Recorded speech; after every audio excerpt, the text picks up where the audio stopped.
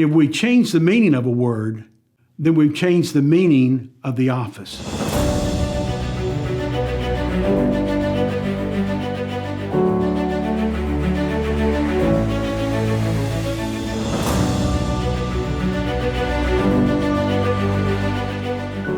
Welcome back. Today we're on episode number 27, which means you've made it halfway through. Good for you. I hope you've learned a lot. Beginning this week, for several weeks or several episodes, we're going to talk about misunderstandings about what a missionary is. And as Josh said, it's a series within a series. In Ephesians chapter 4, God reveals 5 gifts designed to bring us from conversion to spiritual maturity and to perpetuate the church until he returns. These gifts are apostles, prophets, evangelists, pastors, and teachers. The word apostle is the Greek word from which we derive the word missionary. He lays the foundation that the others will build upon. It's important that you understand that. The other 4 gifts are ministers, not missionaries, but ministers. A prophet is an exhorter of the word. He's not some mystic fortune teller. An evangelist evangelizes. That's where we get the name from. That is, he wins the lost as naturally as a pastor leads the flock. They are not traveling preachers who preach in churches. Philip the evangelist had 2 daughters. The Bible also called them evangelists. So that shows us that there's a place for women in the service of the Lord without them being pastors. Now, let's understand one thing.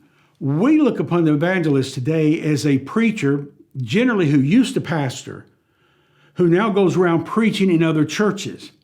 That's a fine thing to do, but that's more of what the Bible describes a prophet as being, someone who teaches the whole counsel of God. An evangelist in the New Testament was not someone who preached to believers sitting in a church building. An evangelist was someone who is out there evangelizing the lost. Now, does that mean it's wrong to use the term evangelist? You decide. I'm just telling you what the meaning of the word is. And if we change the meaning of a word, then we've changed the meaning of the office. The final 2 positions are that of pastor and teacher. These are well understood and thus they are self-explanatory.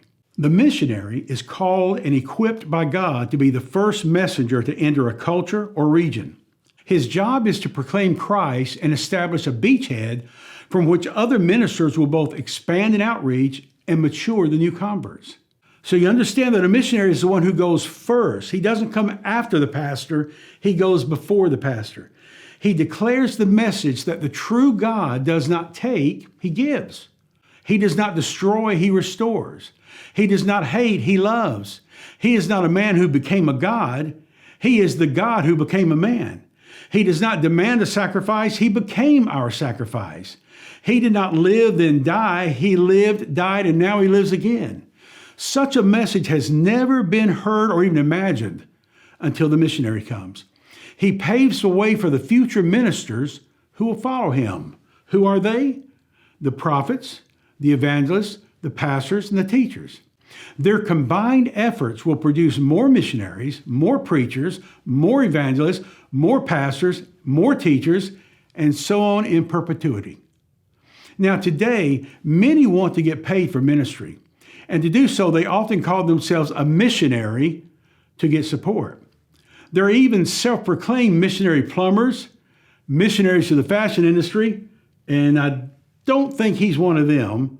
These titles are absurd and unbiblical. These industries do not require missionaries. Rather, they require the faithful witness from local church members. It's not what you call yourself that makes you a missionary. It's what you do. Understanding the real biblical purpose of a missionary is key to fulfilling the Great Commission. Modern Christianity has changed the definition of a missionary. So too have we changed the definition of evangelist. In doing this, we ignore that God chooses women as witnesses too. How do you think this has affected the spread of Christianity?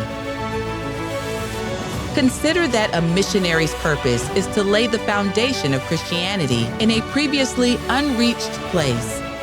Without him doing so, there is no church. You must poured the foundation before the structure can be built.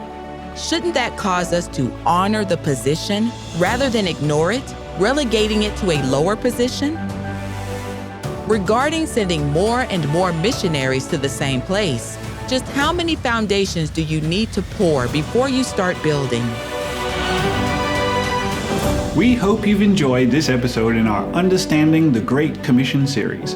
If you'd like a copy of the book, it's available in paperback, audiobook, and digital download. Just click the link in the description below. Thank you for watching.